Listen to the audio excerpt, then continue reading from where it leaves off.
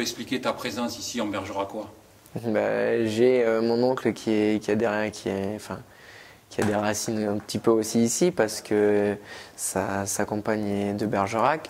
Donc forcément, je passe des fois de temps en temps pour les voir et en plus c'est un cadre sympathique ici. Sa compagne est viticultrice Ici, ouais. dans le Mont-Bazillac. C'est ça. Depuis l'âge de 5 ans, j'ai commencé les compétitions à Langon notamment. Mon grand-père a fait du cyclisme, mes oncles, mes cousins, donc forcément je suis dans une famille de cyclistes et j'ai baigné dans le cyclisme depuis tout petit. Ton grand-père te parlait un peu du vélo? Oui, toujours. C'est lui qui m'a amené au vélo déjà. Il me racontait ses exploits quand il était jeune et il était toujours content de m'accompagner sur les courses ou à l'entraînement. Forcément, ça lui faisait revenir un petit peu dans sa jeunesse. Ton père également, je suppose? Mon père, lui, n'a pas fait de cyclisme. Ma mère était plutôt, c'était ma mère qui était du côté du cyclisme. Elle aussi, ça lui faisait plaisir. Ça lui rappelait quand elle allait voir son frère sur les compétitions et tout ça. Et c'était toujours des moments assez conviviaux. Quand j'étais en école de vélo, on faisait des petits pique-niques le midi, tout ça. On se retrouvait en famille et c'était vachement plaisant. Alors la semaine dernière, tu es devenu à Cali en Colombie championne du monde d'omnium. Explique-nous un petit peu en quoi consiste cette discipline. En fait, c'est un petit peu le décathlon en athlétisme. On a 6 épreuves. La première épreuve, c'est un tour lancé. C'est 250 mètres chronométrés, le plus rapide qui gagne. Ensuite, on enchaîne sur une course au point. Là, on part pour 120 tours. Tous les 10 tours, on a un sprint classement qui attribue 5, 3, 2 et 1 point. À la fin de la course, c'est celui qui a le plus de points qui remporte la course. On enchaîne ensuite pour la dernière épreuve, c'est une élimination. C'est une course où on part tous ensemble et tous les 2 tours, il y a un éliminé. Et l'éliminé, c'est le dernier qui passe sur la ligne. Donc c'est une épreuve très spectaculaire parce que ça frotte beaucoup et il y a vachement de stress chez les coureurs parce qu'il faut être tout le temps placé et toujours à l'affût des autres qui remontent. Et ensuite, on enchaîne sur la deuxième journée avec une poursuite individuelle de 4 km chronométrée. Pareil, là, c'est le meilleur temps qui gagne. Ensuite, on fait un scratch, ça s'apparente un peu à une course sur route. On part pour 60 tours, le premier qui franchit la ligne a gagné. Et ensuite, pour finir, on fait 1 km départ arrêté. Et à l'issue de ces 6 épreuves, celui qui a le moins de points, c'est celui qui remporte l'omnium. Quand tu es parti là-bas en Colombie, tu pensais pouvoir être champion du monde?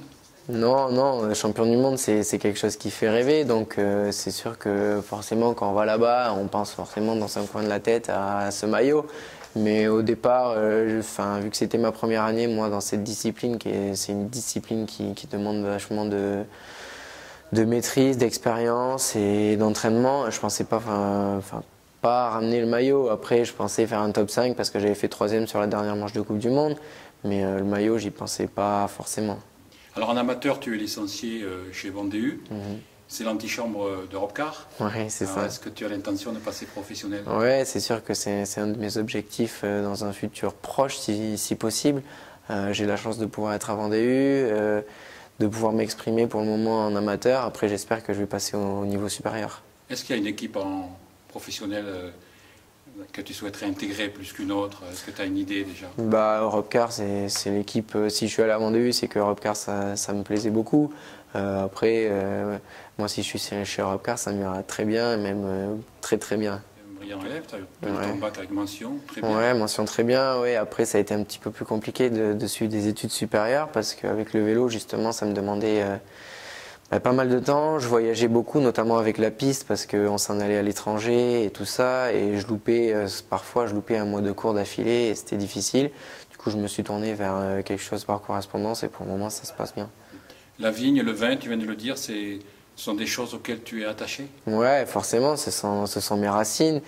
Depuis tout petit, c'est pareil, c'est comme le cyclisme, je baigne dedans et c'est quelque chose de formidable. Je trouve que c'est un métier où on fait jamais la même chose en fait, parce que ça dépend de la pluie, du beau temps. Le chai, ça évolue tout le temps et c'est vachement agréable. Alors en termes d'entraînement, c'est un entraînement justement intense. En termes d'horaire hebdomadaire, ça représente ça représente beaucoup. Je fais entre 20 et 25 heures par semaine d'entraînement. Donc forcément, ça prend un petit peu de temps. Ça prend quelle forme l'entraînement justement? C'est vélo Oui, j'ai pas que du vélo, je fais aussi de la musculation à côté, en plus du vélo. Après l'hiver, je fais de la natation, de la course à pied un petit peu quand j'ai le temps. Maintenant, j'en fais un petit peu moins parce qu'avec la piste, Là, ça s'étale un peu sur toute l'année, du coup, les compétitions. Mais j'essaie de ne pas faire que du vélo, ouais. Le Tour de France à Bergerac, est-ce que tu seras là? Ouais, j'espère. J'espère que j'aurai pas de course et même je pense que je me débrouillerai pour être ici.